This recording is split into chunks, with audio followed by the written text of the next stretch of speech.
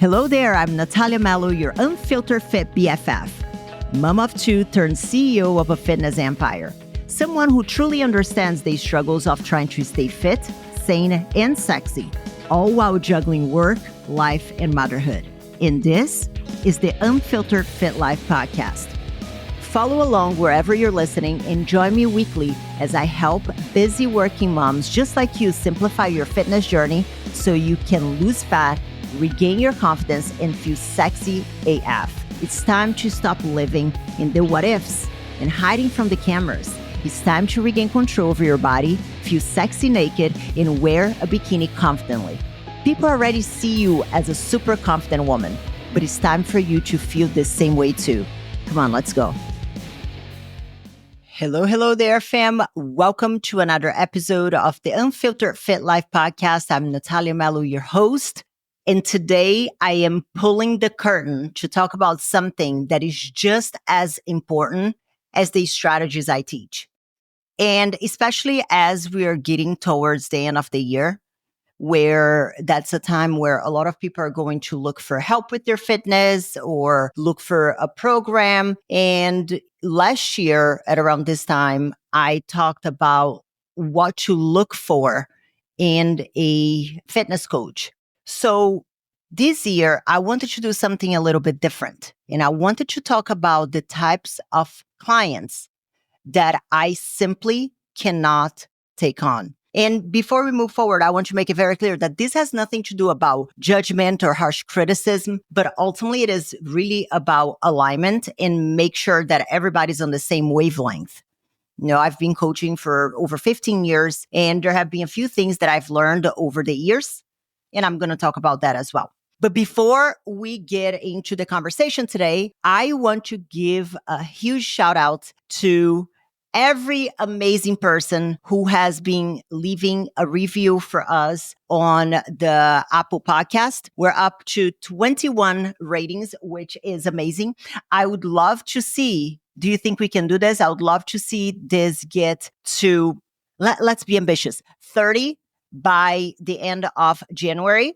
You know, we need to get a little bit of a buffer. And I think that there is a delay with Apple to approve the ratings and the reviews. So let's give a little bit of a buffer there. You know, we have tons of people listening and 21 ratings. I know that you can take 2 minutes of your time and support the podcast. Now, let's get to today's conversation. I debated a lot on whether or not I was going to do this podcast because I like to keep things very positive all the time. And I think that there is a layer of rejection whenever you talk about characteristics in an individual that will absolutely make me go the other way and be like, nope, be very transparent. However, I feel like there is so much sugarcoating and to an extent a lack of clarity in the fitness space. And when I tell people that reach out to me about working with us, and when I tell them that there is in fact an application process, they think I'm bluffing, but I've been coaching for about 15 years and I'm about to be 41 years old. I've had a lot of experiences in my life, personal life, as a coach, as a woman, as all the things. And one thing that I'm noticing is that the older I get, I'm becoming more assured of who I am as an individual. And coaching is truly a big passion of mine. And I believe that there needs to be alignment. And I've been doing a lot of thinking, and there have been two things that I have learned as I got older and as I coached so many people, been doing this for 15 years. And the first one is that I'm not for everyone. I'm not everybody's cup of tea, and I'm perfectly okay with that. It took me a long time to accept that. Sometimes you want to be everything for everyone, and then you end up being nothing for yourself. So it came with time, but the same way that in my personal life, I understand that I'm not going to be everybody's cup of tea. I also understand that from a coaching perspective, from a professional standpoint, I'm also not going to be everybody's cup of tea, and that's okay. And the other thing that I have learned is that it is very difficult to work or coach with someone who is misaligned with values that I have for success, because we're always going to be communicating coming from a different place. So I think that this episode has a lot to do with values that I find to be fundamental for success and for us to be on the same page more than any kind of like nitty gritty strategy. This is not going to be so much about strategies, but more about value alignment that is going to allow the relationship to be successful, not only in a personal level, because I do become friends with a lot of our members, but also success on the outcome and the goal that you have.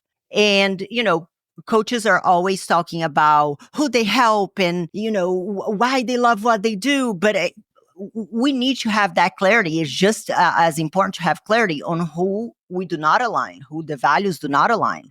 And in this episode today, I'm going to be sharing with you the 5 types of clients. I don't even like to use the word client because I find that it's very transactional. I really feel that the members in our community become really family. And I believe that it is because of that alignment. But I'm going to use the word clients for the purpose of this podcast. I'm going to be sharing the 5 types of clients who aren't the right fit for my program, for my team, and why that is actually a good thing. And, whether you're listening to this because you're considering working with us or just because you're curious about what takes someone to succeed, more than that, I also think that this conversation will help you reflect on your own approach to fitness, success, growth, because the conversations that we're going to be having today almost have a whole life encompass foundation. And but here's the thing, it's not all bad, okay? It's not all bad. By the end of the episode, you not only understand why these traits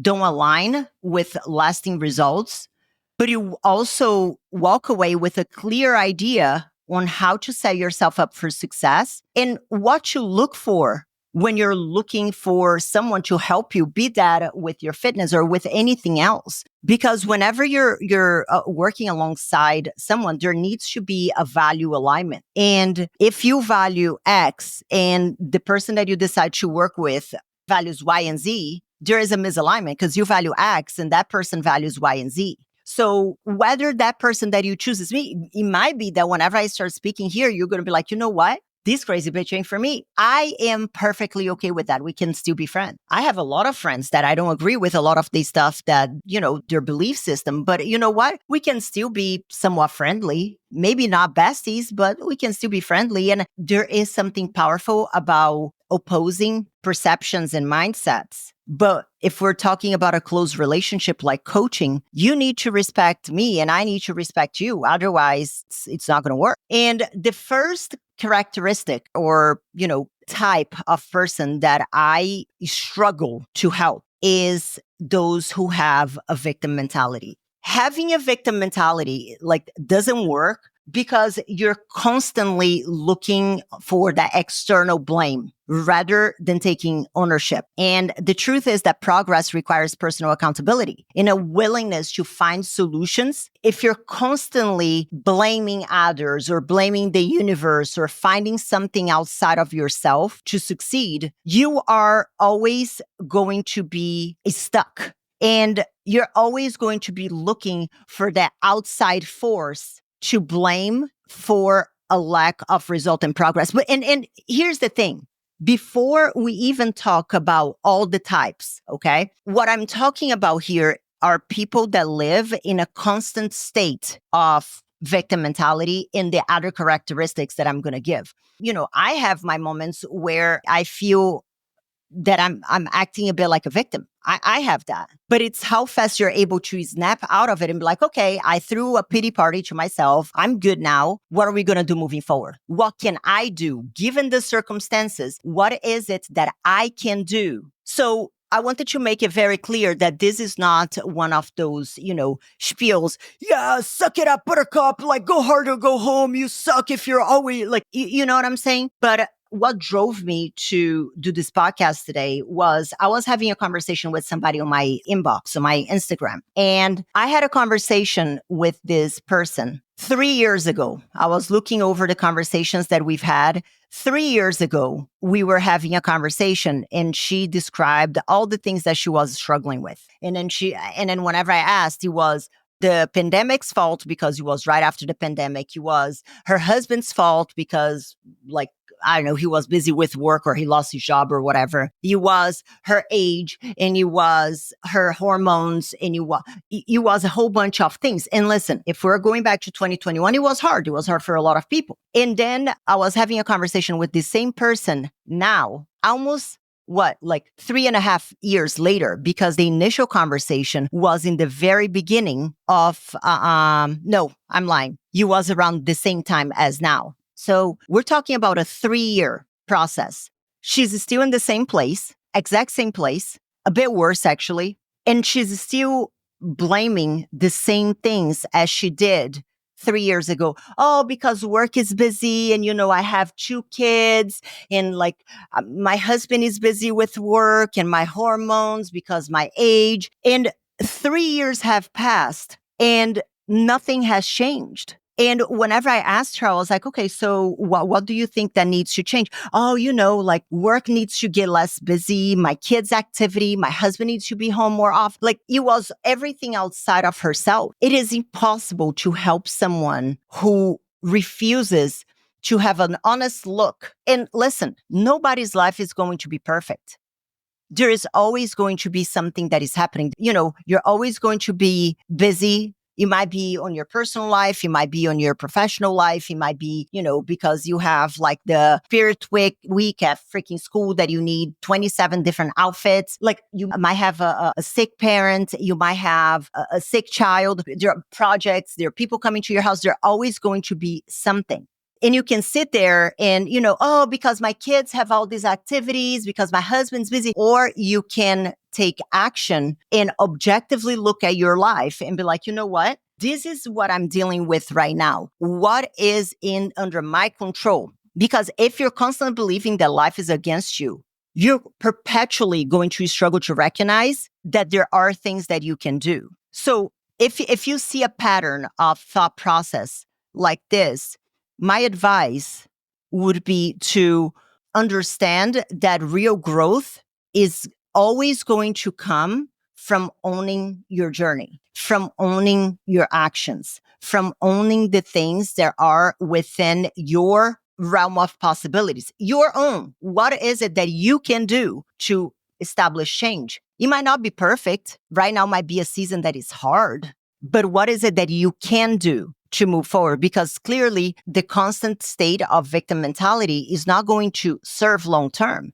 And this is why I have such a hard time working with someone who has a victim mentality, because it doesn't matter. And that's another thing, even on social media, it's like, well, it's easy for you to say because X, Y, and Z. They're always like projecting on other people why it's easy for the universe to accomplish. But nobody knows, for example, my story. Nobody knows the things that I've gone through. Nobody knows the things that I am going through, because it's not going to serve. I can probably do a whole episode to give context to a lot of things in my belief system. But okay, life is hard. Here's your pity trophy. What are we going to do next? So resilience is a characteristic that is incredibly important to me. And that's something that I look for whenever I'm interviewing somebody about working with us. So that's number one, type that I will not coach. Somebody who lives in a perpetual state of victimhood. Kind of like I said before, listen, I'm not saying somebody who has like a little bump on the road and it's like, fuck, life is hard, man.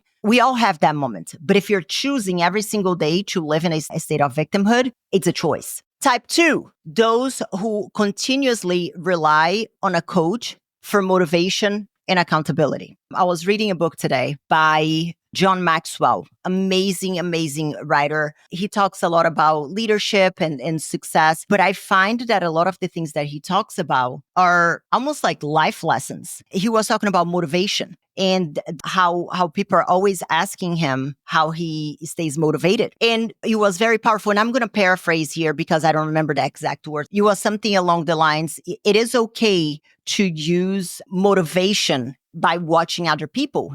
Seeing people doing well is very, very motivating. Watching people come from, nothing and work their way up to accomplish something, or watch somebody who was incredibly overweight. And now, like, for example, Pam, one of our members, Pam, she's a motivation to me because I have watched her resilience. But relying on outside motivation is a sure way to set yourself up for failure, because coaching, there's nothing that drives me crazy more than whenever somebody's like, oh, I need an in-person personal trainer because I need the motivation. I'm sorry. If you cannot find enough reasons for your lack of health, your lack of confidence to wear the clothes you want, your lack of being an example, feeling like you're failing your kids because you're not an example for them, because you're not leading a life that you'd like your kids to lead. If you feel like your marriage is being impacted because you don't feel your best, if that is not enough motivation for you, what makes you think that having a grown-ass babysitter waiting for you at a destination is going to make you, quote unquote, motivated or accountable? This is, no offense, the dumbest shit ever. Constantly needing that external motivation will not develop the habits that is going to allow you to sustain long-term results. If you're constantly relying on like that outside motivation, you're looking for an scapegoat to justify your lack of personal accountability. Oh, I didn't go to the gym today because my coach was sick. Your coach has a six-pack and you don't. Who needs it more? Your coach is healthy as shit and your levels are anything but healthy. If seeing your life like falling apart or wasting a ton of money buying new clothes because none of your clothes fit, if that is not enough motivation, what makes you think that placing that force or that power outside of yourself is going to make you accomplish anything? Like if you're constantly showing up because, a coach reminds you or because somebody's like telling you, what happens when that person is not there? And that is like a pet peeve that I have. In fact, there was somebody, I'm going to talk a little bit more about this in a next point, but I just recently let somebody go from the program and I refunded the money. And I was like, thank you so much for the opportunity, but absolutely not. Because apart from like a lot of things, the person was like, oh, I need motivation. I need the attention. I am not here to be a cheerleader or a babysitter to a bunch of grown-ass women. You don't show up to work because you have somebody there that is holding you accountable. You have a deeper why as to why you're showing up. And if you're showing up because you have somebody there that holds you, like the only absolute reason that you show up for work is because you have somebody that holds you accountable and is going to be like marking you down if you're like 3 minutes late, you need a new job. Because putting that responsibility of motivation and accountability, and listen, it's important to feel motivated to do that. But motivation is going to come by establishing a routine that you can show up for consistently. And whenever you start seeing the results, that is going to be the fuel that will keep you motivated. It has nothing to do with somebody on the outside. Nothing. I mean, if you want to use something, I don't know, you got a divorce and you broke up and you're going to use that as like the spark and the catalyst for you to want to look hot as shit, I'm here for it. But that shouldn't be the fuel that keeps on burning in the long run. That's where I see the problem. There is nothing wrong with using a little bit of an outside spark to get going. But if you're constantly relying on that outside force to keep on going, we have a problem. If the pain of not being where you want to be, if the pain of putting your clothes on and nothing fitting, if the pain of sitting on a chair and watching your kids play because you feel uncomfortable to get up by the pool, if the pain of not feeling comfortable to take your clothes off in front of your spouse, if the pain of all those things are not enough motivation for you to get your shit together, what the hell makes you think that me telling you that everybody's a winner, okay, come on, let's go, every single day is going to make you do the damn thing? It's not. There is a great book by Simon Sinek, and there is it's called Start With Why, and he also has a great TED Talk about the why. You have to find the why you want to create the changes that you want to create.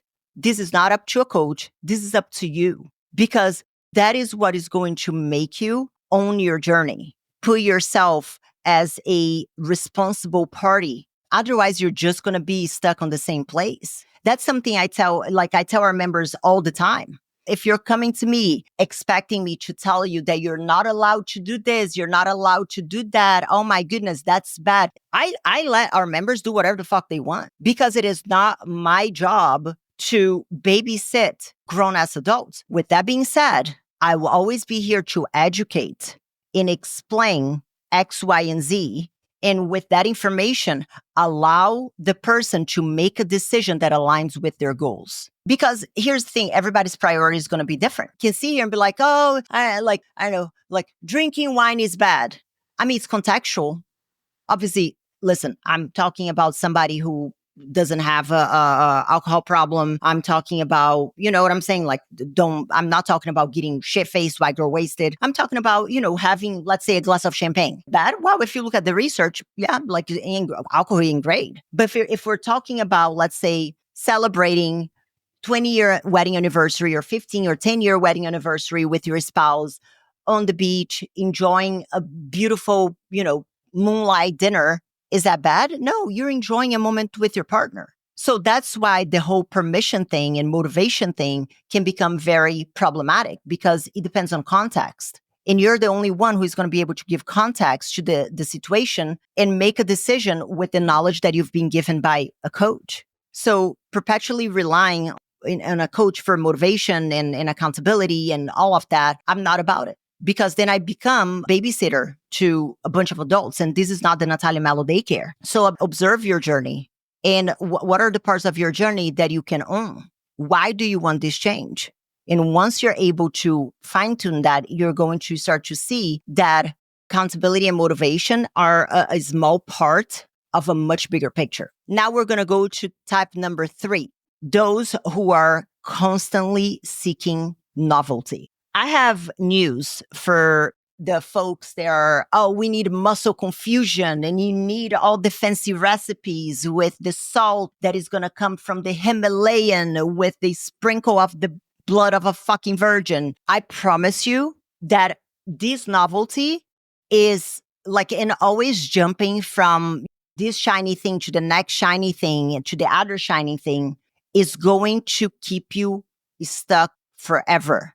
Because the more complicated and the more thinking that is required for you to stay consistent with that plan, the less likely you are to be able to stick with it in the long run. It has happened to us quite a few times that people receive their plans and they're like, that's it? And I'm like, yeah, that's it. Oh, but like, I'm advanced. It should be like, like I should be doing all the X, Y, and Z and doing this and like carb cycling, bro, and blah. I'm like, you barely have time to go to the bathroom. And, we work with a lot of people that have been big advocates of the novelty mindset, but they had a characteristic that overrode this one, which is coachability, which I'm going to talk a little bit more in one of the points. So obsessing over novelty is not an absolute, but is an absolute no for me to work with somebody who is constantly seeking novelty if they believe and are unwilling to change their perception that there are simpler and more effective ways of doing things.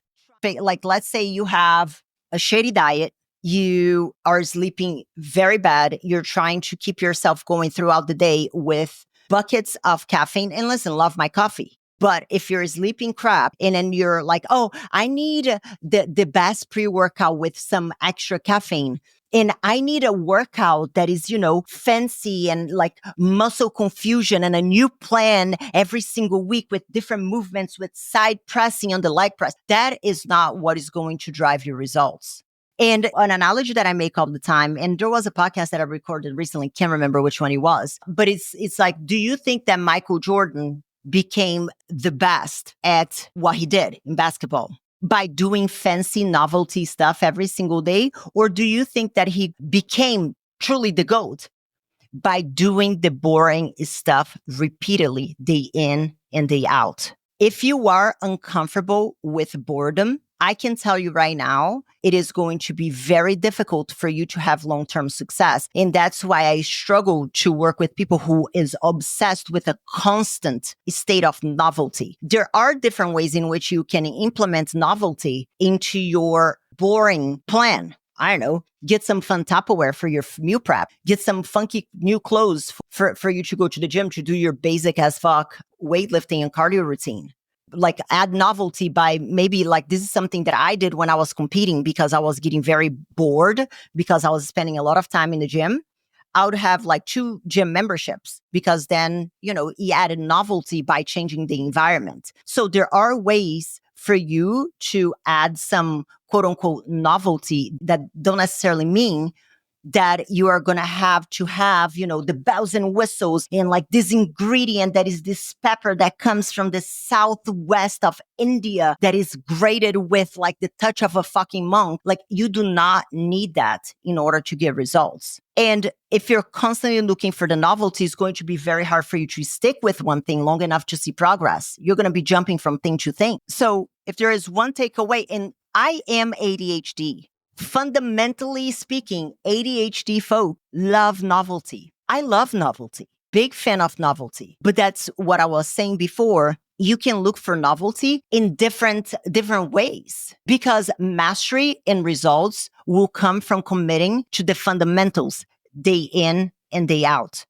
Question that I get asked all the time. Oh, Nathalia, how do you do to stay so consistent? By keeping my shit boring as hell. So I don't have to think about every little thing every single day. Here are some ways that you can keep things boring. You want to know why I have been able to be so consistent throughout the years? I'm going to tell you right now, because I eat the same thing every single day, at least for lunch and breakfast. I change my dinner. I'll change maybe from week to week, but the exhaustion that it causes me to try and think about something different every single day for every single meal, it's not worth it. I keep my workout plans basic bitch as fuck. I'll add some novelty from time to time, by taking a little class here or a little class there. But the fundamentals of my workout routine is strength training with basic lifts, fundamental lifts, foundational lifts, squats, deadlifts, pull downs, press that I can do whether I am in the French Polynesia with a hotel gym that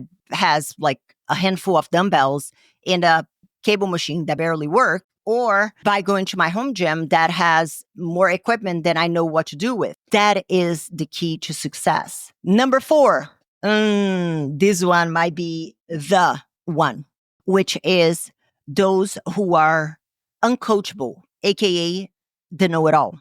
And, I have been coaching for 15 years. I have been in the fitness space for 26 years. I talk about this all the time. It's about to be 27 because I'm about to turn 41. And I still have a coach. I still ask questions. If my coach tells me something, I'm like, okay, I'm learning every single day. Why? Because I truly believe that I don't know everything.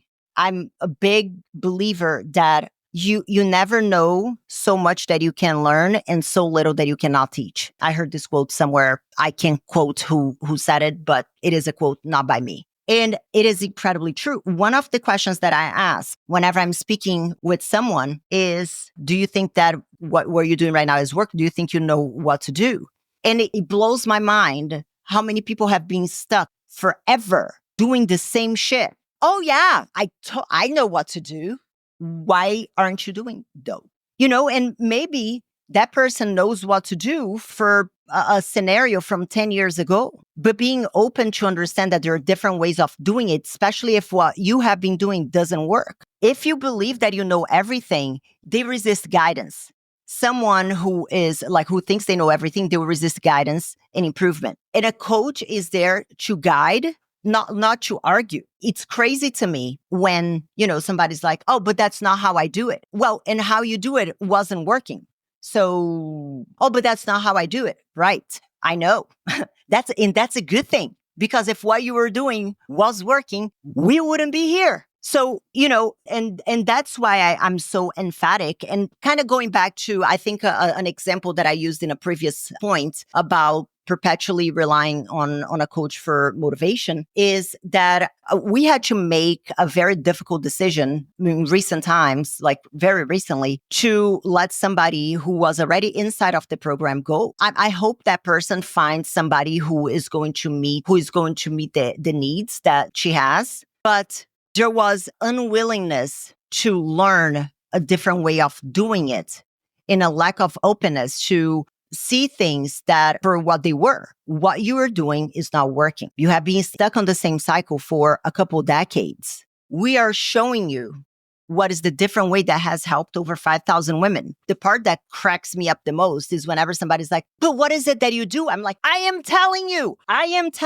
the exact framework, the outlines. Obviously, within it is going to be personalized to your specific needs. But we have a framework that I was able to see within my journey. What were the points? What were the things that made me successful to be able to stay consistent with my physique in a way that didn't get in the way of me living my life? And I'm showing that person exactly, oh, but that's not how I do it. I'm like, no shit.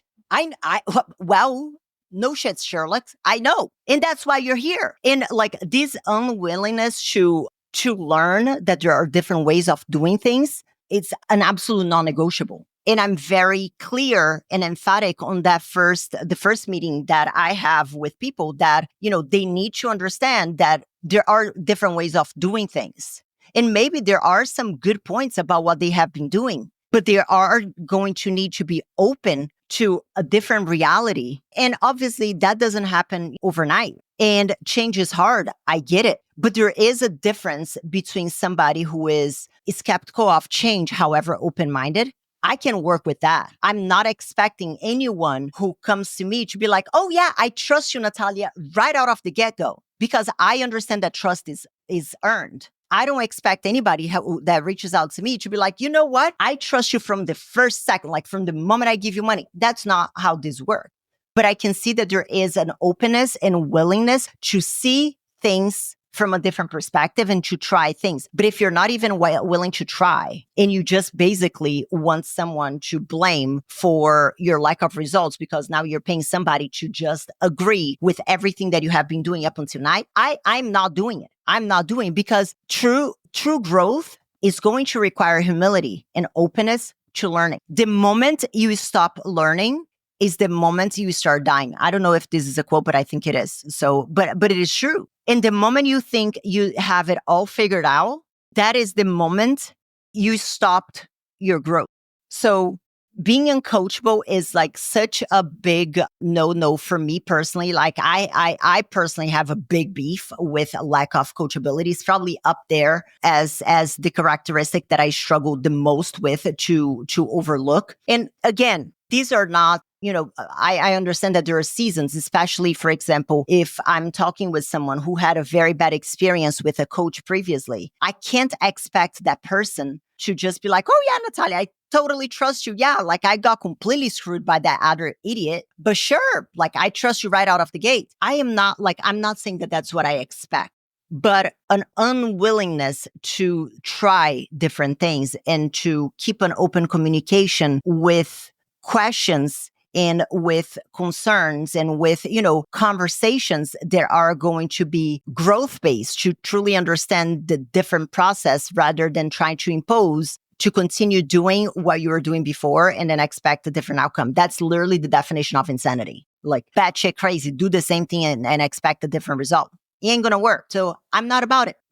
And then the type number 5 is the dishonest, aka the Lulu. And there are like a few different ways that we can look at dishonesty. But, a lack of honesty about food intake, about workouts, or even about your struggles. Oh no, everything's fine when it's not fine. I cannot help someone who is not honest with me. We cannot create an effective solution. Funnily enough, whenever I'm doing an interview with somebody, that is one of my first sentences out of my mouth.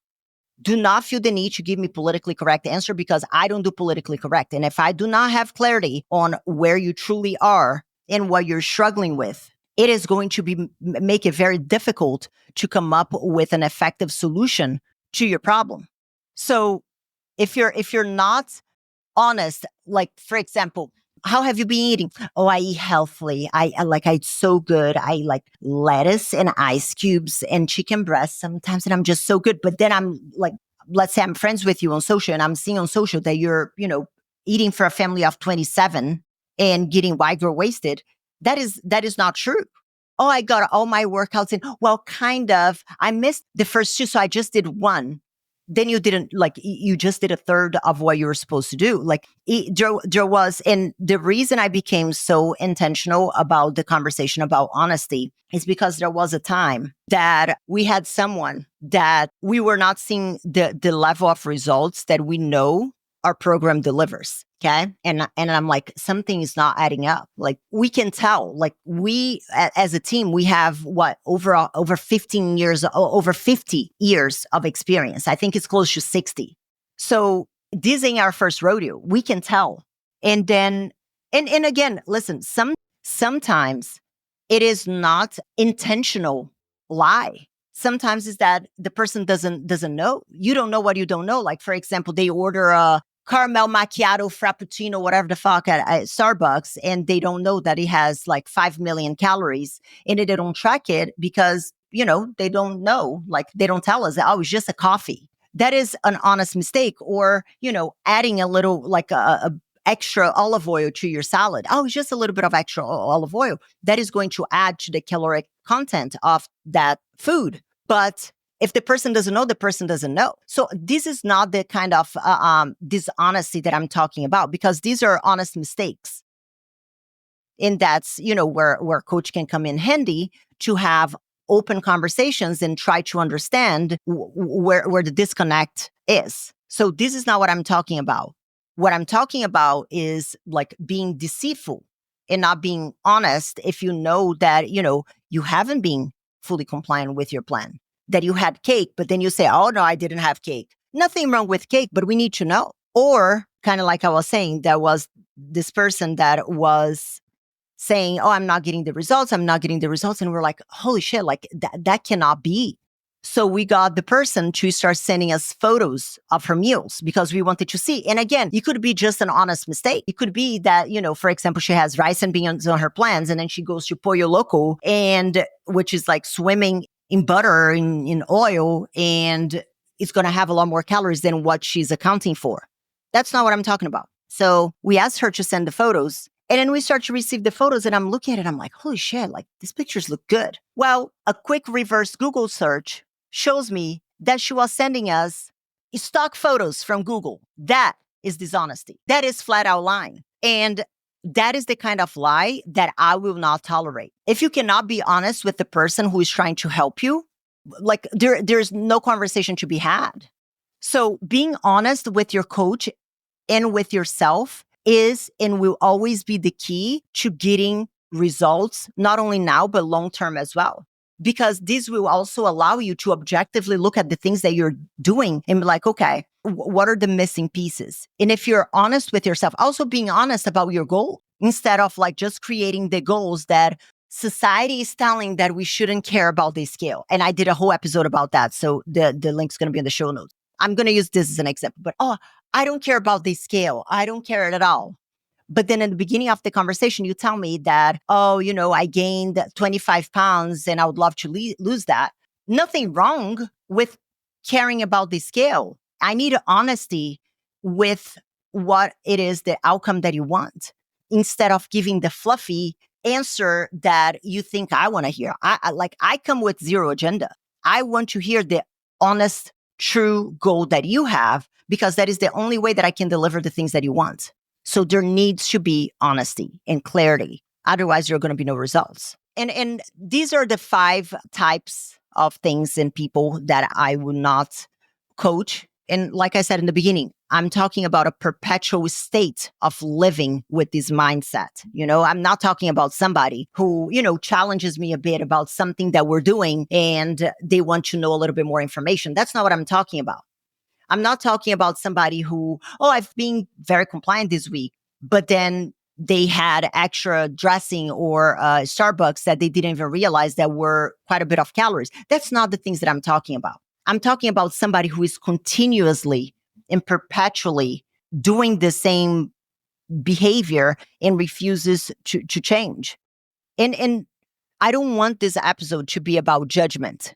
This is about alignment and honesty with yourself, because I find that a lot of the things that I discussed here are the things that are going to keep you stuck regardless of who you work with. I've been doing this for a long time, and I've made the executive decision of not working with those who are living in this perpetual state of one of these 5 types here. But the reality is that it's going to be very difficult for someone who has these traits to get results, long-term results with anybody.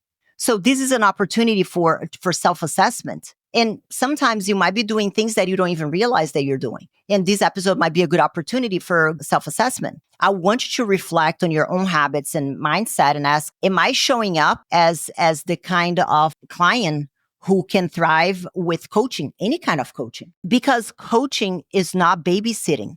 Coaching is a partnership. And there is no better, compliment that somebody gives me whenever I'm talking with them, which is like, Nathalia, I can tell that you care. I'm like, yes, I do give a shit. And that's why I've set these boundaries, because unfortunately, I have realized that I cannot want change for people more than they want change for themselves. And the moment you start to change your mindset and your perception of what getting coaching is and what you need to bring to the table to get the best results, that's when the incredible transformations start to happen. So I really would like, and this is something that I self-assess a lot as well. I will speak with my business coach and I'll ask him, I'm like, how can I do things differently? Where I'm messing up? What can I be better? Because he's made the mistakes that I want to avoid. The same way that whenever somebody comes to me, they're asking for my guidance to avoid making the mistakes that I made, which I'm telling you, there have been quite a few of them. So why would you hold on to as an absolute to your beliefs and not trust the process, trust that the process can be different? So the right mindset's what is going to drive change. So I think that this episode is a good opportunity for self-assessment, especially as we're getting to the end of the year. I don't know, by the time of this recording might be the beginning of the year. Because hopping from, coach to coach to coach to coach to coach to coach to coach. And listen, I'm not going to say that there are no shady coaches out there, because there are plenty. And that's kind of like another problem, why so many struggle to trust the process and to trust those who are serious about what they do. But there is also a layer of personal accountability and personal ownership that needs to exist in order for results to come. So perfect time as we are in that transitional period from of new year to self-assess. What can you do better in order to get better results in the long run? Are you lacking in any of that characteristic that I shared today? Are you living with a victim mentality? Are you constantly relying on outside force for motivation and accountability? Are you obsessing with novelty and all the bells and whistles and not focusing on the basics?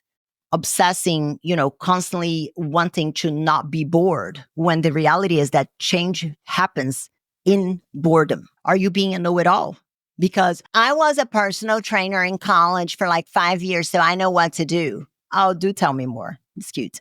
And are you being honest, or are you being delulu? We need honesty in all relationships, and coaching relationship is no different. I hope this was helpful.